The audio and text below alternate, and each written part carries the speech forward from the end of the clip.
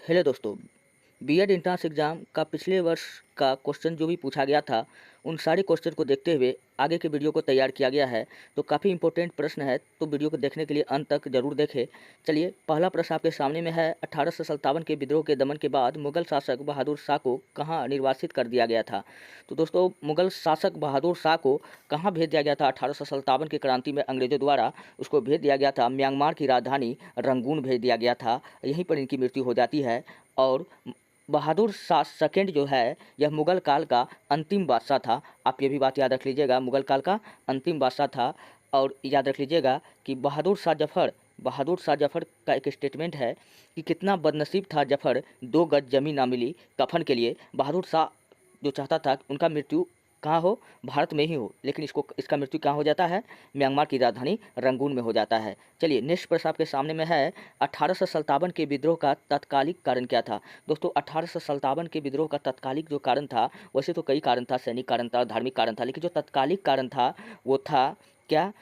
चर्बी वाला कारतूस। क्या था? चर्बी वाला कारतूस। दोस्तों, इस कारतूस का प्रयोग 2 जगह हो रहा था, बैरकपुर और सियालकोट में। और पुरानी बंदूक जो था, ब्राउन बेस की जगह एक नया बंदूक लाया था, राइन इनफील्ड राइफल। इसमें इसका जो जो कारतूस होता था, उसमें गाय और सुअर की चर्बी लगी होती थी। जब इसको चलाना पड़ता था, इनको दांत से खींचना पड़ता था। अगर गाय का चर्बी लगा हुआ है तो हिंदू मुस्लिम नफरत करेगा, सुअर का चर्बी लगा हुआ है तो मुस्लिम नफरत करेगा।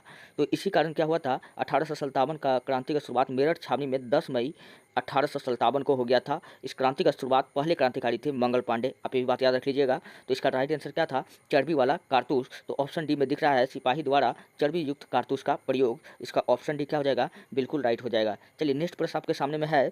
वहाबी आंदोलन के प्रवर्तक थे। दोस्तों, वहाबी आंदोलन के जो प्रवर्तक थे वो कौन थे? सर सैयद अहमद खां जी थे। कौन थे? सर सैयद अहमद खां जी थे। और सर सैयद अहमद खां वही व्यक्ति है जिन्होंने एएमयू का स्थापना किया है। आप ये बात याद रख लीजिएगा। और इसका कब्र भी दोस्तों इसी एएमयू में है। सर सैयद अहमद खां को इसकी वफादारी के लिए अंग्रेज़ों ने इसे सर की उपाधि से नवाजा था। आप ये भी बात याद रख लीजिएगा। चलिए, नेक्स्ट प्रश्न आपके सामने में है। बंकिम चंद्र चटर्जी के उपन्यास आनंद मठ में किस विद्रोह का उल्लेख है? दोस्तों, आनंद मठ में जो है वो सन्यासी विद्रोह का उल्लेख है, इसलिए इसका राइट आंसर क्या हो जाएगा? ऑप्शन ए बिल्कुल राइट हो जाएगा। चलिए, बढ़ते हैं नेक्स्ट प्रश्न की ओर। अगला प्रश्न आपके सामने में है। ब्रह्म समाज के संस्थापक थे। ब्रह्म समाज के जो संस्थापक थे, राजा राम मोहन राय जी थे। कौन थे? राजा राम मोहन राय थे। ये बात याद रख लीजिएगा। इसका जो जन्म हुआ था 1773 ईस्वी में। कब हुआ था? 1773 ईस्वी में बंगाल के राधानगर में हुआ था। कहाँ हुआ था? बंगाल के राधानगर में हुआ था। आप ये बात याद रख लीजिएगा। और इन्होंने क्या चलाया था? ब्रह्म समाज का स्थापना किया था। क्या? 1828 ईस्वी में ब्रह्म समाज का स्थापना किया था। 1828 में। इसके एक साल बाद 1829 ईस्वी में, कब? 1829 ईस्वी में लॉर्ड विलियम बेटिक के मदद से भारत में सती प्रथा का अंत किया था। आप ये बात याद रख लीजिएगा। सती प्रथा का अंत करने वाला कौन था? तो राजा राम मोहन राय था। दोस्तों, इसका मृत्यु 1833 ईस्वी में 1833 ईस्वी में ब्रिस्टल इंग्लैंड में हो जाता है। अच्छा, पूछेगा कि राजा राम मोहन राय की मृत्यु किस रोग के कारण हुआ था? तो आपको बताना है मेनिनजाइटिस रोग। किस रोग के कारण हुआ था? मेनिनजाइटिस रोग। और मेनिनजाइटिस रोग पूछेगा किससे फैलता है, तो आपको बताना है ये बैक्टीरिया से फैलता है। ये भी बात आप याद रख लीजिएगा। अच्छा, केशव चंद्र सेन को हम लोग कहते हैं महाराष्ट्र का सुकरात। दयानंद सरस्वती को हम लोग कहते हैं भारत का मार्टिन लूथर। आप ये भी बात याद रख लीजिएगा। चलिए, बढ़ते हैं नेक्स्ट प्रश्न की ओर। अगला प्रश्न आपके सामने में है। 164 नंबर का प्रश्न है, काफ़ी इंपॉर्टेंट है। शुद्धि आंदोलन किसने चलाया था? दोस्तों, शुद्धि आंदोलन पूछ रहा है कि किसने चलाया था, तो आपको याद रखना है ये सब चलाया था दयानंद सरस्वती ने चलाया था। क्या हुआ था? शुद्धि आंदोलन क्या था कि अंग्रेज़ों के शासनकाल में जो तुच्छ क्वालिटी के जो लोग थे, जो शूद्र लोग थे, जो छोटे कास्ट का जो लोग थे, उनको पैसा के लालच में, धन दौलत के लालच में उनको ईसाई धर्म में कन्वर्ट किया जा रहा था। तो उनको वापस ईसाई धर्म से हिंदू धर्म में लाने का कार्य किसने किया था? तो दयानंद सरस्वती ने किया था। उसका शुद्धिकरण करके हिंदू धर्म में लाया जाता था। इसलिए क्वेश्चन पूछा गया है कि शुद्धि आंदोलन किसने चलाया था?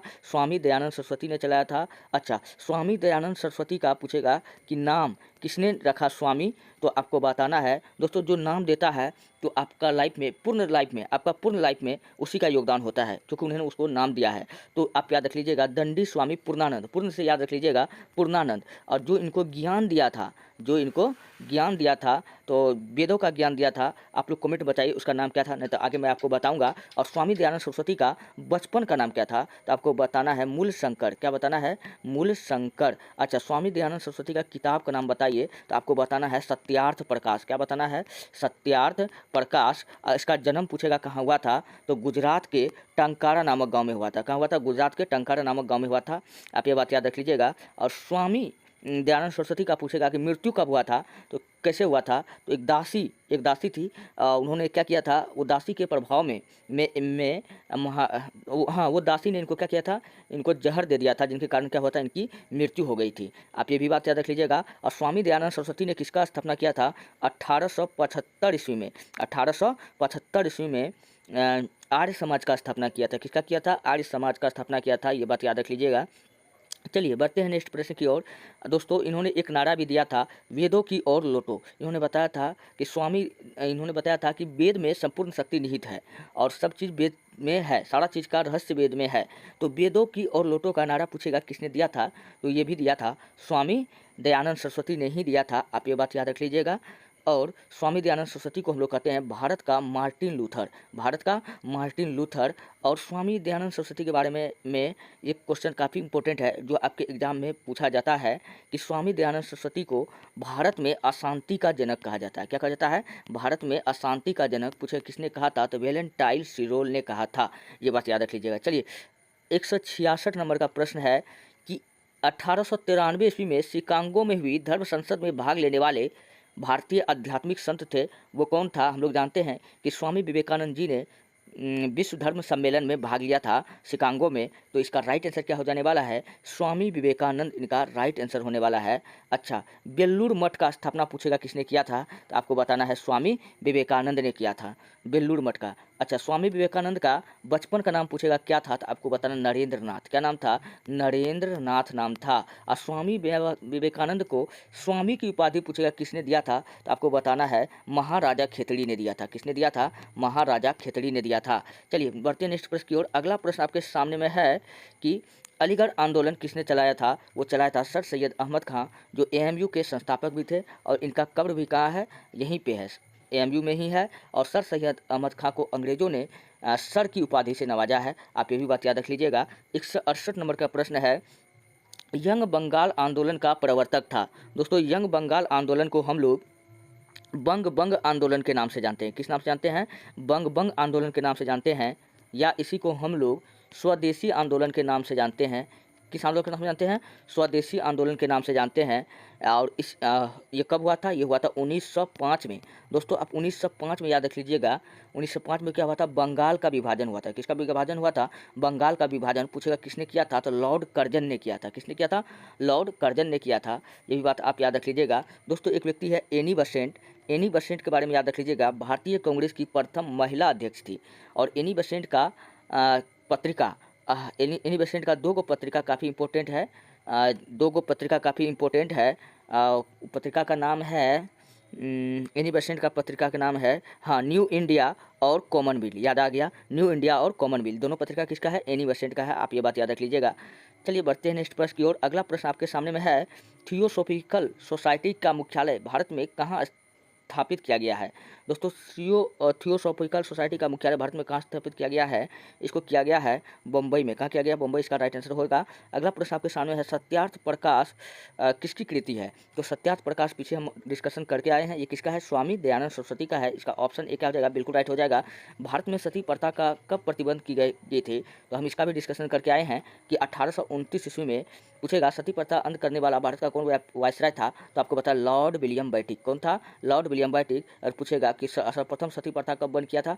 तो आपको बताना है कि 1829 में। किसने किया था? 1829 में। तो आपको बताना है राजा राम मोहन राय। और पूछेगा मुगल काल में सती प्रथा पर बैन किसने किया था? तो अकबर ने। किसने किया था? अकबर ने। आप ये भी बात याद रख लीजिएगा। चलिए, तत्वबोधिनी सभा के संस्थापक थे। तत्वबोधिनी सभा के संस्थापक कौन थे? सुरेंद्र नाथ बनर्जी, केशव चंद्र सेन, देवेंद्र नाथ टैगोर, उपरोक्त सभी। तो तत्वबोधिनी सभा के जो संस्थापक थे वो कौन थे? आपको याद रखना है कि देवेंद्र नाथ टैगोर थे। इसलिए इसका ऑप्शन सी क्या हो जाएगा? बिल्कुल राइट हो जाएगा। चलिए बढ़ते नेक्स्ट प्रश्न की ओर। अगला प्रश्न आपके सामने में है, भारतीय राष्ट्रीय कांग्रेस की स्थापना कब हुई थी? तो भारतीय राष्ट्रीय कांग्रेस की स्थापना 28 दिसंबर 1885 ईस्वी को हुआ था। और कांग्रेस का प्रथम बैठक पूछेगा कहाँ हुआ था, प्रथम अधिवेशन, तो आपको याद रखना है बम्बई में। कहाँ हुआ था? बम्बई में हुआ था। दूसरा पूछेगा कहाँ हुआ था, तो कलकत्ता में हुआ था, कलकत्ता में हुआ था। तीसरा पूछेगा कहाँ हुआ था, तो मद्रास में हुआ था। चौथा पूछेगा कहाँ हुआ था, तो आपको याद रखना है इलाहाबाद में हुआ था। चलिए, पहला जो अधिवेशन हुआ था बम्बई में हुआ था। पूछेगा कि प्रथम अधिवेशन का अध्यक्षता किसने किया था, तो WC बनर्जी ने किया था। किसने किया था? उमेश चंद्र बनर्जी। चलिए, ये रहा इसका आपका राइट आंसर। चलिए बढ़ते हैं नेक्स्ट प्रश्न की ओर। अगला प्रश्न आपके सामने में है 173 हो गया। 174 नंबर, भारतीय राष्ट्रीय कांग्रेस के संस्थापक थे। दोस्तों, भारतीय राष्ट्रीय कांग्रेस के जो संस्थापक थे वो कौन थे? वो थे A.O. ह्यूम। कौन थे? A.O. ह्यूम, जिसको हम लोग एलेन ऑक्टोमियम ह्यूम के नाम से जानते हैं। A.O. ह्यूम को हम लोग कहते हैं हर्मिट ऑफ शिमला, यानी शिमला का संत हम लोग कहते हैं। अच्छा, A.O. ह्यूम का दो पत्रिका अभी मैंने आपको बता ही दिया था। ए ह्यूम कौन थी? भारत की प्रथम महिला कांग्रेस की अध्यक्ष थी। और ए ओ ह्यूम का आप दोनों पत्रिका न्यू इंडिया और कॉमनवेल्थ, न्यू इंडिया और कॉमनवेल्थ दोनों आप याद रख लीजिएगा। ए ओ ह्यूम जो है, इन्होंने ने मद्रास में कौन सा आंदोलन चलाया था? मद्रास में होम रूल लीग का स्थापना किया था। आप ये बात याद रख लीजिएगा। जबकि महाराष्ट्र में होम रूल लीग का स्थापना किसने किया था? बाल गंगाधर तिलक ने किया था। चलिए, 175 नंबर का प्रश्न है, कांग्रेस के पहले अध्यक्ष थे। दोस्तों, कांग्रेस के जो पहले अध्यक्ष थे वो कौन थे? WC बनर्जी हम लोग जानते हैं, इसलिए इसका ऑप्शन ए क्या हो जाएगा? बिल्कुल राइट हो जाएगा। अच्छा, कांग्रेस के दूसरे जो कांग्रेस के पहले पारसी अध्यक्ष पूछे कौन थे, तो आपको बताना है दादा भाई नेहरू। इसको भारत में इकोनॉमिक्स का पिता हम लोग कहते हैं और भारत का वृद्ध पुरुष के भी नाम से हम लोग जानते हैं। दादा भाई नेहरू वही व्यक्ति है जिन्होंने पहली बार प्रति व्यक्ति आय के बारे में बताया था। और प्रति व्यक्ति आय जो था उस समय बताया था कितना? 20 रुपया बताया था। कितना बताया था? 20 रुपया। इन्होंने इस बात का जिक्र अपने किताब का नाम आप याद रख लीजिएगा, कई बार एग्जाम में पूछा जाता है, द ब्रिटिश अनरूल इंडिया में बताया था। चलिए बढ़ते हैं नेक्स्ट प्रश्न की ओर। अगला प्रश्न आपके सामने में है, कांग्रेस की पहली महिला अध्यक्ष थी। अभी भी मैंने आपको बताया था महिला अध्यक्ष एनी बेसेंट। कांग्रेस की प्रथम भारतीय महिला अध्यक्ष तो सरोजिनी नायडू। आप ऐसे याद रख लीजिएगा। इसको हम लोग भारत कोकिला के नाम से जानते हैं। किस नाम से जानते हैं? भारत कोकिला के नाम से जानते हैं। जबकि स्वर कोकिला हम लोग किसको कहते हैं? स्वर कोकिला हम लोग लता मंगेशकर को हम लोग कहते हैं। कस्तूरबा गांधी को हम लोग बा के नाम से जानते हैं। किस नाम से जानते हैं? बा के नाम से जानते हैं। चलिए बढ़ते हैं नेक्स्ट प्रश्न की ओर। अगला प्रश्न आपके सामने में है 177 नंबर का, लाल बाल पाल किन्हें कहा जाता है? दोस्तों, हम सब जानते हैं कांग्रेस में पड़ गया फूट और कांग्रेस गया दो भाग में टूट। एक भाग को कहा गया नरम दल और दूसरा भाग को कहा गया गरम दल। क्या कहा गया? गरम दल। अच्छा, और जो गरम दल में जो शामिल था वो था लाल बाल पाल। लाल बाल पाल ये सब किसमें था? गरम दल में शामिल था। लाल से याद रख लीजिएगा लाला लाजपत राय, जिसको हम लोग पंजाब का शेर कहते हैं। पाल से आप याद रख लीजिएगा बिपिन चंद्र पाल। क्या याद रख लीजिएगा? बिपिन चंद्र पाल। बाल से आप याद रख लीजिएगा BGT बाल गंगाधर तिलक, आप याद रख लीजिएगा। चलिए बढ़ते हैं नेक्स्ट प्रश्न की ओर। तो इसका राइट आंसर क्या हो जाएगा कि उपरोक्त तीनों का लाल, हाँ तीनों नाम यहाँ पर दिया हुआ, तो ऑप्शन डी क्या हो जाएगा? इसका बिल्कुल राइट हो जाएगा। चलिए बढ़ते हैं नेक्स्ट प्रश्न की ओर। अगला प्रश्न आपके सामने है, गणपति एवं शिवाजी उत्सव किसने प्रारंभ किया था? दोस्तों, हिंदुओं में एकता लाने के लिए बाल गंगाधर तिलक ने गणपति और शिवाजी महोत्सव को मनाना स्टार्ट कर दिया था। इसलिए इसका ऑप्शन एक क्या हो जाएगा? बिल्कुल राइट हो जाएगा। और बाल गंगाधर तिलक पहला व्यक्ति था जिन्होंने स्वराज विधेयक लाया था। कौन सा विधेयक लाया था? स्वराज विधेयक लाया था। और बाल गंगाधर तिलक ने कौन सा आंदोलन क्या चलाया था? होम रूल लीग का आंदोलन चलाया था। कौन सा आंदोलन चलाया था? Home rule league. और इसका मृत्यु कब हो गया था, किस आंदोलन के दौरान? तो आपको बताना है 1 अगस्त 1920 को हुआ था। कब हुआ था? जब भारत में असहयोग आंदोलन चलाया जा रहा था। और बाल गंगाधर तिलक का दो पत्रिका आप याद रख लीजिएगा, एक मराठा, दूसरा केसरी। जो मराठा था वो मराठा जो था वो मराठी भाषा में नहीं था, वो इंग्लिश भाषा में था। किस भाषा में था? इंग्लिश भाषा में था। दोस्तों, जो केसरी था ये था मराठी भाषा में, आप ये बात याद रख लीजिएगा। चलिए बढ़ते नेक्स्ट प्रश्न की। अगला प्रश्न आपके सामने में है, किस वायसराय ने बंगाल का विभाजन किया था? दोस्तों, मैंने आपको बता चुका है पहले से ही, लॉर्ड कर्जन ने 1905 ईस्वी में बंगाल का विभाजन किया था और बंगाल का विभाजन कर दिया था। आप ये बात याद रख लीजिएगा। चलिए बढ़ते नेक्स्ट प्रश्न की। स्वदेशी का बहिष्कार का संबंध है, तो स्वदेशी का जो बहिष्कार का संबंध है इसी बंगाल विभाजन के टाइम में ही हुआ था, 1905 ईस्वी में हुआ था। और 1905 ईस्वी में जो आंदोलन हुआ उसको हम लोग कहते हैं बंग आंदोलन। कौन सा कहते हैं? बंग आंदोलन या स्वदेशी का बहिष्कार। तो इसलिए बंग हमको कहाँ दिख रहा है? तो ऑप्शन एक में। तो ऑप्शन नंबर 1 क्या होगा? बिल्कुल राइट होगा। चलिए बढ़ते हैं नेक्स्ट प्रश्न की ओर। अगला प्रश्न आपके सामने है दोस्तों, ये रहा आज का कुछ प्रश्न। दोस्तों आपको वीडियो अच्छा लगता है, हेल्पफुल लगता है, तभी आप हमारे चैनल को सब्सक्राइब कीजिए और वीडियो को लाइक कीजिए और जितना हो सके अपने दोस्तों में भेजिए। अगर आपको पीडीएफ चाहिए तो आप जाइए हमारे टेलीग्राम चैनल पर, वहाँ पर आप सब्सक्राइब कीजिए इतिहास की दुनिया 99, वहाँ से आप पीडीएफ को प्राप्त कर सकते हैं। और मिलते हैं नेक्स्ट वीडियो में। धन्यवाद।